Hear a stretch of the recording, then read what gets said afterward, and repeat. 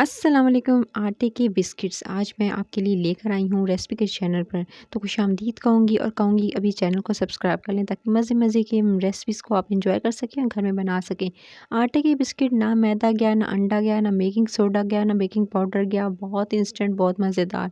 तो सबसे पहले आपने क्या करना है, आपने एक ले लेना है, आप बड़ा जो है वो परात ले सकते हैं, बड़ी जो है वो आप एक प्लेट ले लें, उसके अंदर शामिल कर दीजिएगा आटा। आटा जो है वो आपने इसके अंदर शामिल करना है। नॉर्मली जो घर में इस्तेमाल किया जाता है ना, वो वाला आटा ले लेना है और आपने भरकर 2 से अढ़ाई 2 कप पहले डालें और अढ़ाई कप आपने इसके अंदर शामिल कर देना आटे को। मेजरिंग कप के हिसाब से मैंने अढ़ाई कप आटा लिया है और उसके साथ ही मैंने शामिल कर दी सूजी। सूजी मैं इसके अंदर 1 कप भरकर शामिल कर रही हूँ। यानी आपने जो है अढ़ाई कप यानी 2 एंड हाफ कप जो है आपने आटा लेना है, तो आपने सूजी 1 कप से थोड़ा-सा कम लेना है, यानी 3/4 कप जो है आपने ले लेनी है सूजी। उसके साथ ही मैंने शामिल कर दी थी हरी इलायची का पाउडर। ये तकरीबन मेरे पास ही 5 से 6 हरी इलायची थी, उनको अच्छे से कूट कर इसके अंदर शामिल कर दिया। घी शामिल कर रही हूँ इसके अंदर। घी आपने शामिल कर देना है 5 टेबलस्पून, यानी खाने का जो नॉर्मल चम्मच होता है ना, वो आपने 5 लेने हैं, ताकि इसके अंदर जो एक करकरापन होता है वो जो सख्त हो जाते हैं वो ना रहे और आपके बिस्किट सॉगी भी ना हो लेकिन बहुत मज़ेदार बने, सॉफ्ट भी हों और मज़ेदार क्रंची भी हों। सो आपने क्या करना है, इसके अंदर घी शामिल करेंगे ना, तो आपको ना तो ज़्यादा मकदार में दूध शामिल करना पड़ेगा, ना अंडे शामिल करने पड़ेंगे। और इसको गूँदने का भी एक तरीका होता है गाइस, आपके सामने सिंपली पहले आपने क्या करना है, मैं गूँद रही हूँ सिर्फ़ और सिर्फ़ घी के साथ। पहले इसको घी के साथ बहुत अच्छे से गूँदेंगे तो ही आपके बिस्किट बहुत अच्छे बनेंगे।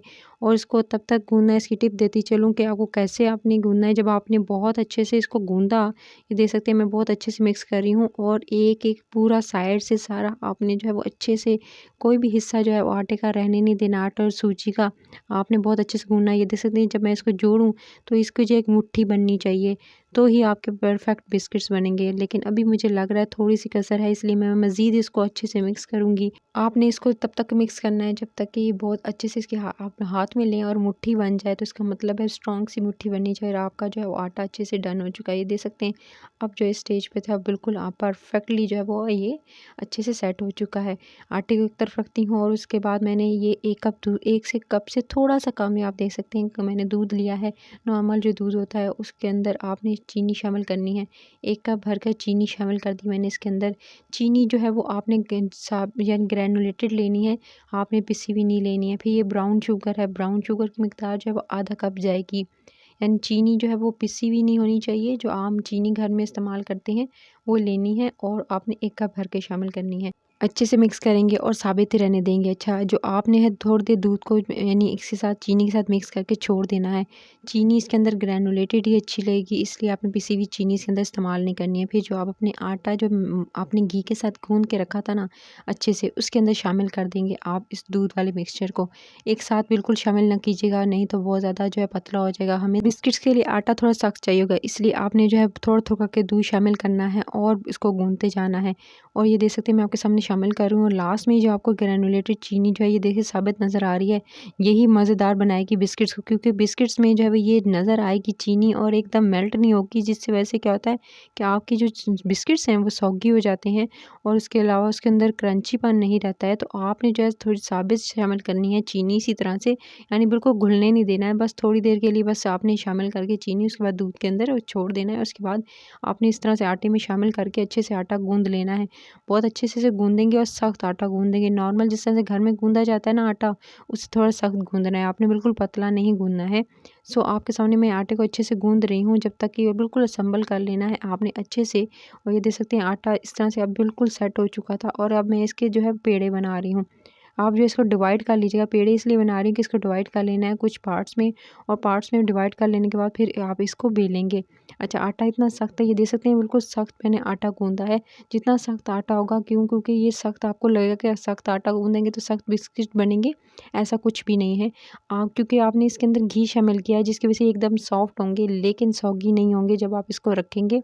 और इसको रखने का तरीका, महफूज़ करने का तरीका भी आपके साथ शेयर करूँगी, क्योंकि मिस्टेक करते हैं जिसकी वजह से आपके बिस्किट्स जो है सॉगी हो जाते हैं।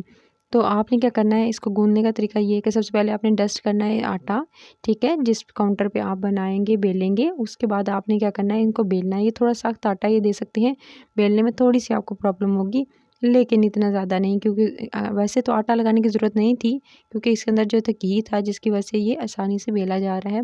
सो आपने इस तरह से बिल्कुल बारीक नहीं करना है, थोड़ा मोटा-मोटा रहने देना है। लास्ट में इसकी शेप में आपको दिखाऊँगी कितना आपने मोटाई रखनी है और कितनी किस तरह से आपने इसको कट करना है। अच्छा, इसको कट करने का तरीका भी मैं आपके साथ शेयर कर दूँ। इस देख सकते हैं मैं इसको जो है वो अच्छे से बेल रही हूँ और अब मोटा-मोटा रहने दूँगी। बेलने के बाद आप कुकी कटर ले लें या ऐसी कटोरी ले लें या ऐसा ढक्कन ले लें जो कि जो है जिससे आसानी से काटा जा सके, और बड़े साइज़ के रखना चाहते हैं तो बड़े साइज़ के रख लीजिएगा, और अगर आप चाहते हैं कि छोटे साइज़ के बिस्किट बनाना तो आप छोटे साइज़ के बिस्किट्स भी बना सकते हैं। उसके बाद आपने देख सकते हैं मैं आपके सामने कुकी कटर से इसे कट कर रही हूँ, और ये थोड़े थिक होने चाहिए। ज़्यादा अगर बारीक करेंगे तो क्या होगा, वो बिल्कुल कड़क होकर सख्त हो जाएँगे, फिर बिस्किट आपको खाने में मसला होगा, क्योंकि कड़क हो जाएँगे एकदम, तो फिर जो है वो खाए जाने में प्रॉब्लम होती है।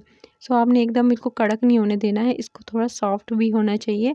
सो आपने जो है इस तरह से कुकी कटर से या कटोरी से, कोई भी नॉर्मल साइज़ की जो घर में आपकी कटोरी हो, या आप जो स्टील का गिलास है, शीशे का गिलास है, कोई ऐसा जो जिससे आप आसानी से कट कर सकें और उसको शेप दे सकें, आप जो इस्तेमाल कर लीजिएगा। उसके बाद साइड का जो आटा था आप इसको रिमूव कर लेंगे साइड के आटे को, और इस तरह से साइड से निकाल लेंगे। उसके बाद आपने क्या करना है, आपने इस तरह से फिर इसको भी दोबारा बेल लीजिएगा। अच्छा, मोटाई की बात करूँ, ये देख सकते हैं इतना आपने मोटा कुकी रखना है, इतने मोटे-मोटे बिस्किट्स जो है वो आपने रखने हैं, यानी मोटाई रखेंगे। उसके बाद एक पैन लेना है, पैन यानी आपने क्या करना है, कोई पैन ले लें, बड़ी कढ़ाई, पतीला ले लें, उसमें स्टैंड रखना है। उसके बाद आपने जो इस तरह से प्लेट ले लीजिएगा, उसे ग्रीस करके उस पे बटर पेपर लगाकर आपने जो है वो उसके ऊपर जो है बिस्किट्स को रखते जाना है। अच्छा, फासले से रखेंगे, एक साथ नहीं रखेंगे, क्योंकि अगर ये फैलते हैं तो क्या होगा कि जुड़ जाएँगे, तो आपने जो है वो इसलिए थोड़े फासले में डिस्टेंस पे आपने इसको रखना है। और जो है याद रहे कि आपने बिल्कुल बारीक नहीं बेलना है, मैं बार-बार कह रही हूँ, आपने थोड़ा-सा इसे मोटा रखना है। उसके बाद इस तरह से आप इसे प्लेट में सेट करते जाएँगे और रखते जाएँगे। और उसके बाद जी, अब आपने इस कुकिंग टाइम बता दूँ, तो आपने जो है अगर आप ओवन में बेक कर रहे हैं तो इसको 20 मिनट्स के लिए, 20 टू 25 मिनट्स के लिए 180 डिग्री पर पहले प्री हीट कर लीजिएगा ओवन को, उसको बेक कीजिएगा। लेकिन अगर पतीले में या देगचे में कर रहे हैं तो फिर आपने जो है इसको तकरीबन देना है, मैंने इसको 20 मिनट ही दिए थे, ज़्यादा देने नहीं है टाइम, और हल्की से दरमियानी आँच रखनी है। उसके बाद मैंने सारे बिस्किट रेडी कर लिए थे और उन पे कुछ मोटिव्स बनाए थे, जो मैं आपको दोबारा बना कर दिखाती हूँ। इसमें स्पून ले लीजिएगा और उस पर इस तरह से आप मार्किंग कर लीजिएगा, ठीक है। इस तरह से थोड़ा-थोड़ा प्रेस करेंगे तो अच्छे से डिज़ाइंस बन जाएँगे, और कुछ पे नाइफ़ की मदद से यानी छुरी ले लीजिएगा और इसे लंबाई में बना सकते हैं। तो आप डिफरेंट शेप्स दे देख सकते हैं। कुछ सादे मैंने बनाए थे, देखिए जो सादे थे मैंने पहले बेक करने के लिए छोड़े। तो कुछ सादे बना लीजिएगा, कुछ जो है वो उस पे मोटिव्स बना लीजिएगा। तो मज़ेदार से बिस्किट मैं 1 बाय 1 करके जो बेक करती जा रही हूँ। सो मैं एक जो था वो हिस्सा आपको दिखा रही हूँ कि मैंने किस तरह से बेक किए, क्योंकि बहुत ज़्यादा थे। सो मैंने कढ़ाई में बहुत टाइम लगा, लेकिन बेक बहुत अच्छे हुए। सो मैंने तकरीबन इसको 20 मिनट दिए थे, यानी हर जो है जितनी आपकी प्लेट में आ सकते हैं, आपने 20-20 मिनट देकर आपने इसे बेक कर लेना है। ओवन में करेंगे एक साथ बड़ी ट्रे रख के तो कब बहुत जल्दी हो जाएँगे। लेकिन आप देख सकते हैं कि कढ़ाई में भी बहुत ज़बरदस्त बने हैं। इनका जो है ना सिर्फ़ कलर परफ़ेक्ट आया है, उसके अलावा ये इतने खस्ता क्रंची थे। अभी मैं आपको तोड़ के दिखाती हूँ ये कितने मज़ेदार बने हैं। ये देख सकते हैं लुक इसकी, ठीक है, करीब से आप देख सकते हैं। और ये बिल्कुल कोई पहचान भी नहीं पाएगा कि ये मैदे से बने हैं या आटे से बने हैं। सो अब अभी आपको मैं तोड़ के दिखाती हूँ, ये देख सकते हैं। बिल्कुल मैंने आपसे कहा था ये कड़क बन जाएँगे अगर इसको पतला बेलेंगे। सो आपने एज़ इट इज़ रेसिपी को फ़ॉलो करना है। रेसिपी के चैनल को सब्सक्राइब, वीडियो को लाइक और शेयर ज़रूर करना है। ज़्यादा लोगों को शेयर किया करें ताकि वो भी मज़े-मज़े खाने बना सकें। तो अपना ख़्याल रखना, कमेंट सेक्शन में कमेंट ज़रूर कीजिएगा। अपना ख़्याल रखिए। Till the next video, take care.